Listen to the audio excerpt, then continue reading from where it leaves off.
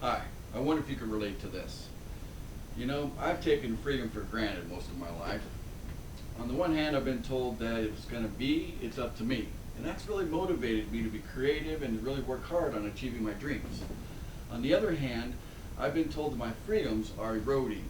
And I've had a hard time really trying to put my finger on exactly what that means. So, we live in a complex world today, and I've come to understand that there's some powerful people in the world that are counting on us to just trust them. And I think that most of us are, focused on our own lives and can't always make out why things happen. And we wonder why it's so tough for most, while some seem to get whatever they want. Well, let me illustrate this with a story. There was a man that would come home and he'd like to put on his slippers and sit in a comfortable chair and watch movies on the TV. In fact, he had a favorite DVD movie that he'd watch again and again. He hires a friend, a neighbor, to paint the inside of his house while he's away at work. Now, so on the first day, the husband comes home and he's quite pleased with the work of the painter so far. On the second day, the wife tells the husband that she's missing a $100 bill that she thought she put on the dresser in the bedroom, and then she looked everywhere for it. So the man mentions it to the painter and asks him to keep an eye out for it. Now the man goes to put his slippers on the third day and he can't find them anywhere. So, that comfortable chair, it just wasn't the same without those slippers on. He tells the painter that things seem to be going missing, like the $100 bill and now the slippers, and the painter just shrugged his shoulders and just said, I don't know what could have happened. And to get back into a routine of things, the man plans to watch his favorite movie on the fourth day, and he can't find the DVD anywhere. So, first thing the next day, the man comes right out and accuses the painter of stealing from him, and just as emphatically, the painter denies everything. And on the fifth day, the painter's done with the job and demands final payment, and the man pays him for the job, and then he goes to sit in his chair, only to discover that his chair and his TV are gone. So he rushes right over to the painter's house, and of course no one was there. And then he goes back much later that night. He can see the painter through the front window, watching his favorite movie, on the man's TV, sitting in the man's chair, wearing the man's slippers, and drinking a six-pack of beer, which he probably bought using the wife's $100 bill. Some people just position themselves to just take what they want, and that just isn't right. But when you start to understand the nature of things, then you can begin to put your finger on exactly what's happening to us. We've learned by sad experience that it is the nature and disposition of almost all men that as soon as they get a little authority, as they suppose, they immediately begin to exercise unrighteous dominion. Now, another way to sum up the nature of man is power corrupts, and absolute power corrupts absolutely. Now, for the nature of government, George Washington said, government is not reason, it's not eloquence. Government is force. And like fire, it is a dangerous servant and a fearful master. The proper role of government is to protect the general welfare of its people and to secure their liberties. Now, like the usefulness of fire, government's needed. Yet how foolish would it be to start a fire for any purpose and not watch it carefully?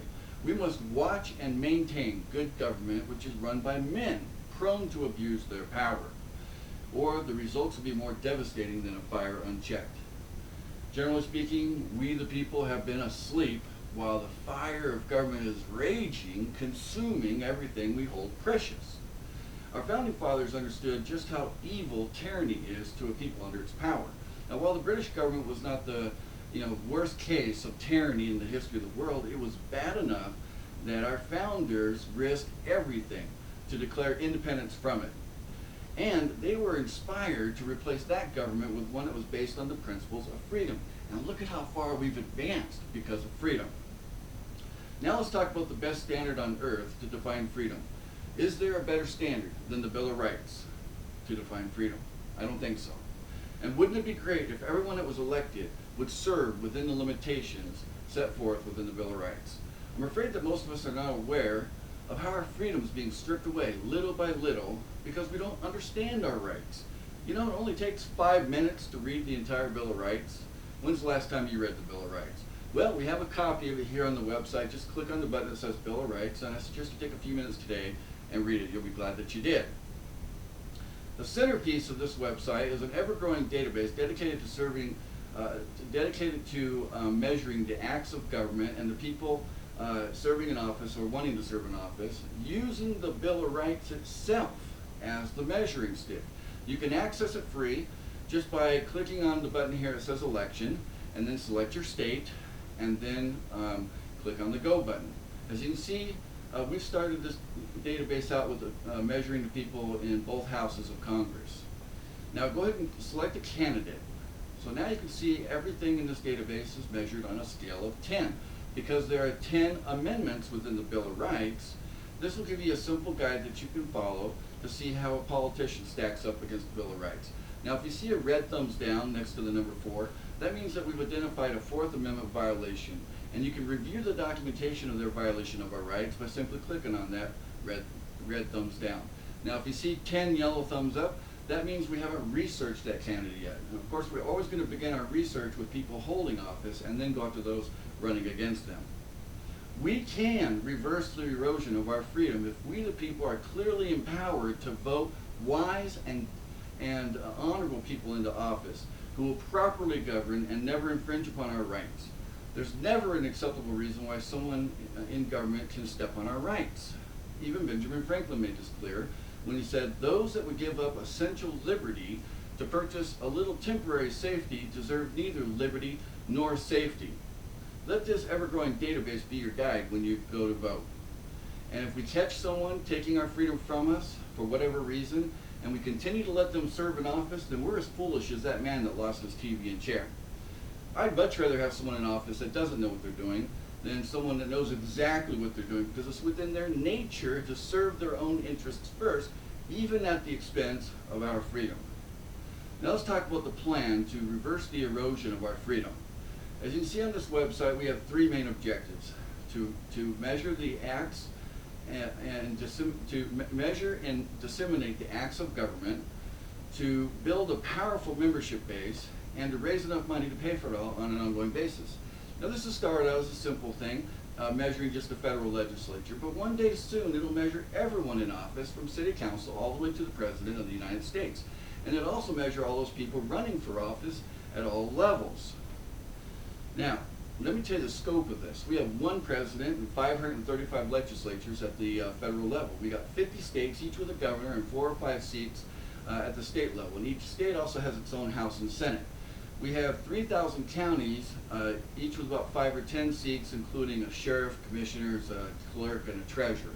And every county's got an average of like 10 cities or towns, each with their own mayor and council. Multiply 30,000 cities and towns by an average of 7 seats each, and you can see across America that we've got about 200,000 people serving in elected positions just at the local level. Now couple that with the people serving in the county, state, and federal level, and you see the number approaches around 250,000 people. Now, the terms of these offices tend to be 6 years or less, with an average of 6 candidates running for each seat at some point during the 6 years. So you can see the number of people we want to measure is staggering, somewhere around 1.5 million people. Needless to say, we've got our work cut out for us. We need to wake up now and unite as one and restore the principles of freedom within our government. We must pursue this goal vigorously until all that's been lost due to erosion is restored and fortified, making us a people mightier than any enemy that might oppose us, be it foreign or domestic. Membership within United of Freedom is free, but you don't have to register and become a member in order to access the database. But we, the people, need to send a strong message to those people serving in office or wanting to serve that we are united for freedom, and this is the easiest way on earth to send that message. Isn't that a message you want to send to government?